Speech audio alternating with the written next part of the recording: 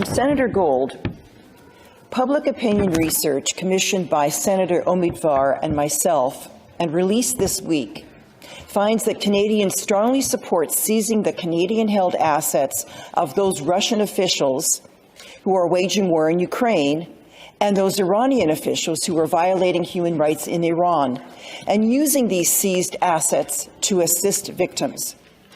In fact, in June of this year, as you know, Senator, Bill C-19 enhanced two of Canada's sanction regimes, the Magnitsky Act and the Special Economic Measures Act, to go beyond freezing the assets of corrupt foreign officials to permit confiscating and redirecting those assets. So my questions are as follows. I'd like to focus on how these tools are currently being used, particularly against the Russian perpetrators. Is the government using these new tools? What efforts are being made? What steps are being taken? And what plans are developing to repurpose these assets, for example, in possible reparations to Ukraine? Thank you. Senator Gold. Well, thank you for your question, Senator. It's an important one.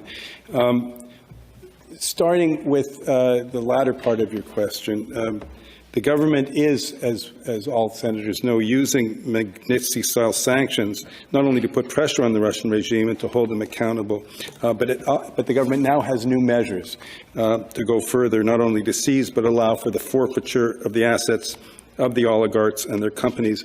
My understanding is, Senator, that efforts are underway to implement the liquidation process, which would allow Canada to compensate victims, also support reconstruction. And these changes and these tools that are now available to us will make Canada a leader in the sanctions regime, if I can use that term, in the G7. Even as the government is working to implement these tools, it is also taking steps, analogous steps, to assist in Ukraine. I'll cite just one example. As we know now that the Deputy Prime Minister and the Minister of Finance recently announced that Canada will transfer $115 million in tariff revenues collected on imports from Russia and Belarus to repair Kyiv's power grid following the repeated and ongoing attacks by Russia on that.